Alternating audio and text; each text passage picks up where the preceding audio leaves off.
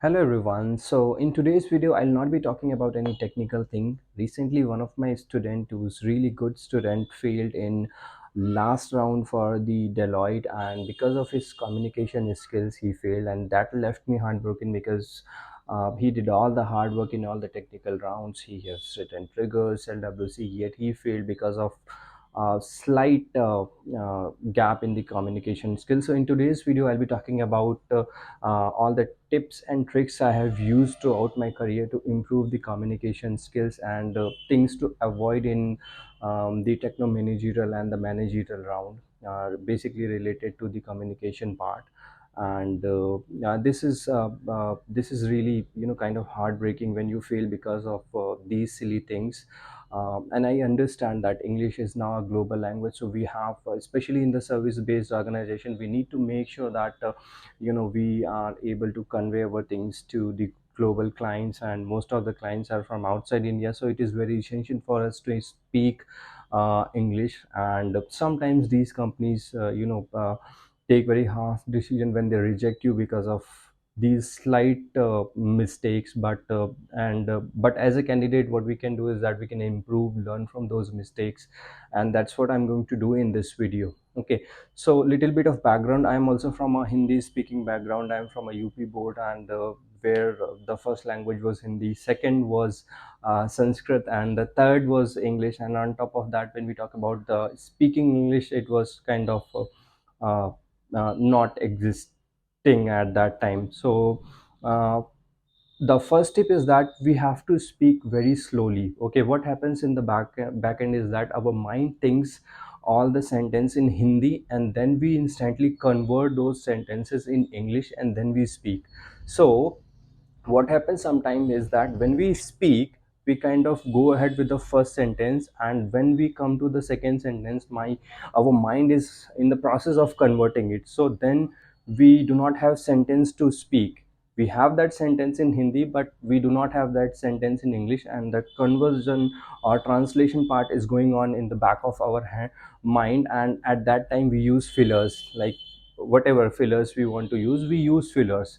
That gives a very bad impression, and this is a practice related thing. This comes with the practice. After certain years of practice, you will be able to think straight in English, but initially you will have to, it will work like this only. You will think in Hindi and then you will speak in English, so that translation happens, and it takes some time. So the tip here is that you need to speak slow in order to make sure that you are able to convert that translation in your back of your mind, and then you are able to speak. So speaking slow is also very important from the understanding point of view. We, whenever we speak, we have to make sure that we are able to convey our message rather than just speaking. So speaking fast will not help in conveying our message. It may, sometimes help you in impressing somebody, but we'll have to make sure that we are able to convey our message as well.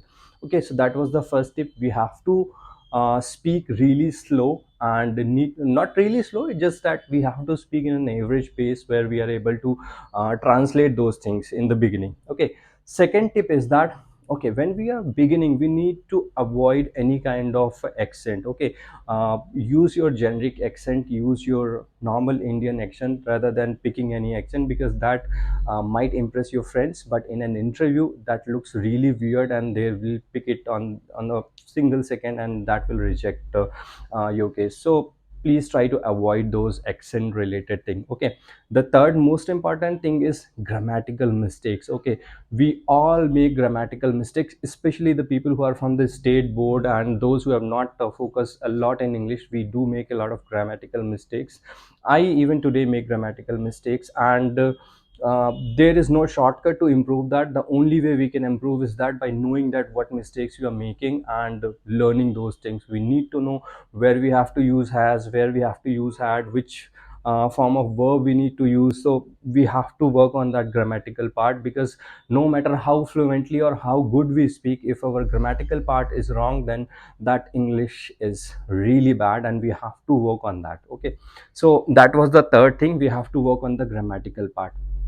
Okay, coming to the fourth point. Okay, see, English speaking basically needs a lot of practice. Okay, so when we start English speaking, we lack practice. And the best way to practice English is to speak to yourself. Okay, I have used this a lot in the beginning of my career, and that helped me a lot, because you will not constantly get your friends who will talk to you in English. So you will have to talk to yourself, and you need to make it a rule that if I have to say something, I will say that in English, no matter how much time it will take. So there will be time when you will not be able to frame a sentence in English. You will have to stop there, you will have to think about that, you will have to note down why you are not able to frame the sentence. Is it because of the grammatical problem, is it because of the vocabulary? And then if you keep it as a habit, down the line in 6 months you will improve a lot in terms of sentence making, in terms of speaking, in terms of your vocabulary. So this is a very very important tip. You need to practice a lot. Okay. And from the interview point of view, the fifth tip is that whenever we go for an interview, try to avoid the negative sentences or the sentences which shows that you have lack of confidence. Okay, so try to avoid maybe, try to avoid probably, try to avoid I think so. These are the words which basically say that you are not confident on your answer. Okay, it's okay to use it single once or twice in an interview, but if you keep on repeating this in every second sentence, then that basically says that you do not have confidence in the topic you're talking about, and which is definitely a negative factor.